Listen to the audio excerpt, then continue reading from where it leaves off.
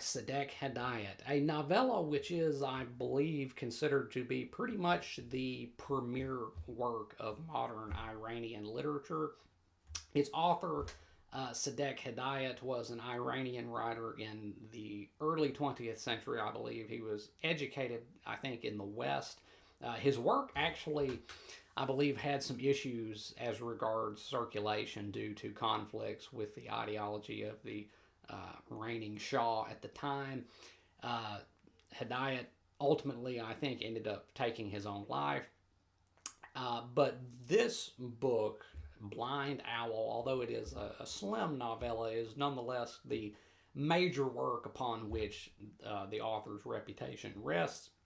And like I said, it is, I think, regarded as pretty much the premier work of Iranian literature in modern times. It is also a work which is somewhat hard to summarize, or at least for me it is, because I'm not entirely sure exactly what happens in this book. And I think that's by design. I don't think you're meant to be entirely certain as to exactly what happens in this book, how everything comes together, and how everything comes out. I think it's intended to be something of kind of a multiple choice type affair as regards, like I say, how everything comes together and how it all comes out.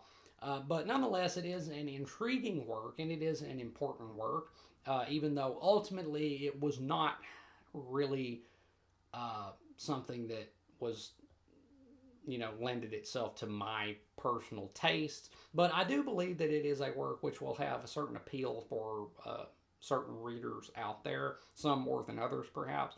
But anyway, so let's talk about Blind Owl by Sadeq Hedayat. What is the story of Blind Owl? Well, it is, I suppose, an epistolary work. It is presented as kind of a two-part work. It is written as the testament of an unnamed narrator who is an opium addict, and that definitely lends to the hallucinatory aura of this work. He lives alone on the fringes of society, working as a pen case painter. That sounds like a very prosperous career. But anyway, so the first part of this book is presented as his confession regarding the death of a young woman who crossed paths with him, and his disposal of her body. That's really all I can say about the first part because it is very surreal. It moves very quickly, and there's a lot that it throws at you.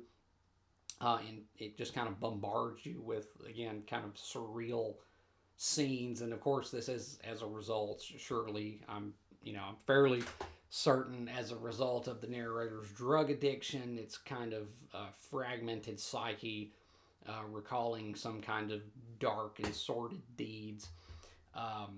And that's the first part. And then the second part is also presented as a confession of a narrator who I guess is the same narrator as in the first part, but it's in the second part takes place in different circumstances, and it's not entirely clear how those circumstances relate or if they really do to the first part. But the narrator in the second part is basically just a self-described cuck. He's married unhappily to a woman who is quite unfaithful to him, treats him like dirt.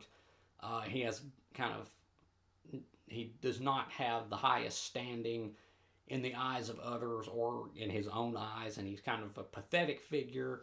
And one day he has had enough, and so he ends up killing his wife, whom he constantly refers to as his slut wife.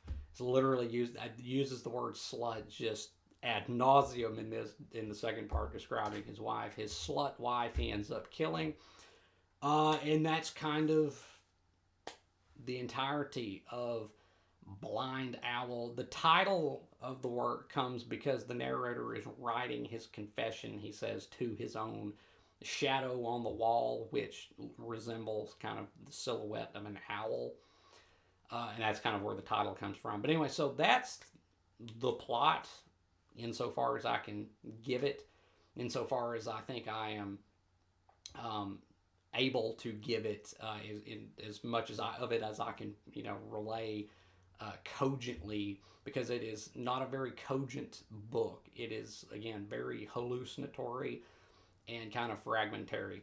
And ultimately, once again, I think it's meant to be kind of a multiple choice affair. But that's the story.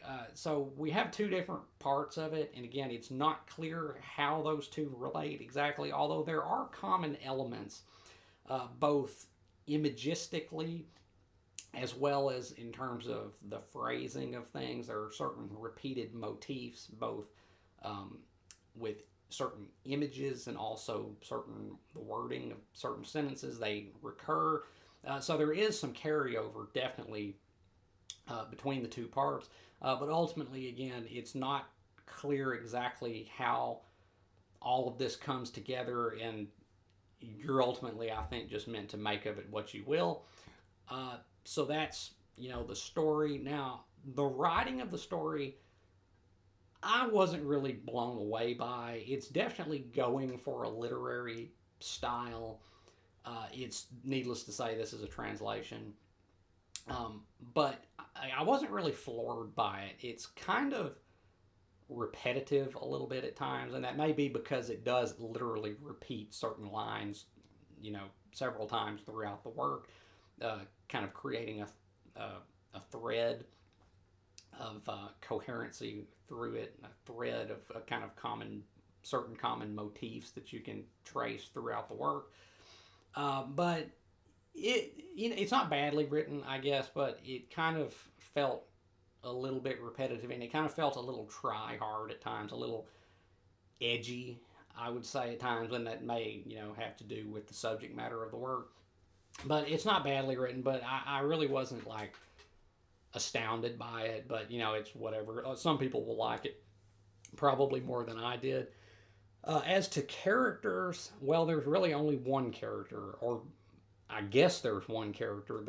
I assume that the narrator in the first and second part are somehow the same narrator, um, but we never know his name, and we're kind of just, and since this is his testimony, we're getting these events relayed solely through his warped and twisted mind, his drug-addled mind, and like I say, this book is intriguing, and the narrator is more interesting in the second part. The first part of the book, it's like just pure drug trip hallucinations, very surreal.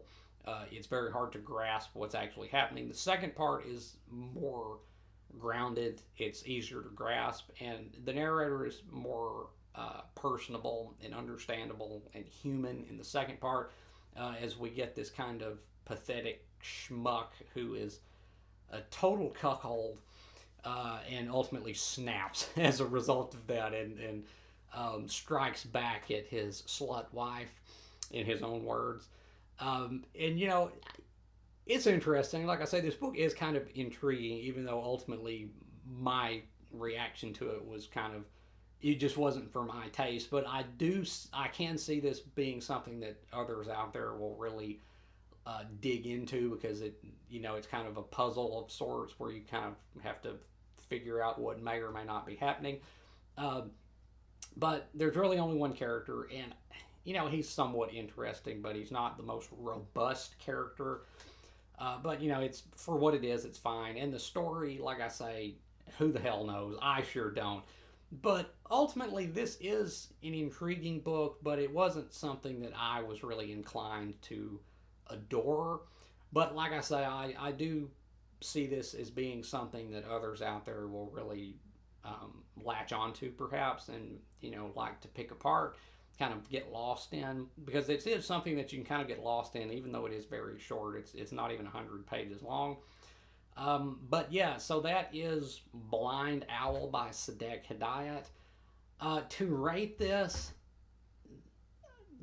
maybe it's a little bit more subjective than I typically do, but for me, I'm just going to give this a good solid C, just right down the middle. It's not bad by any means, but I didn't really find it all that great. it's the mysteries of it, what, or the way that you're supposed to kind of try to figure out what's happening. It didn't really suck me in all that much to make me really want to do that.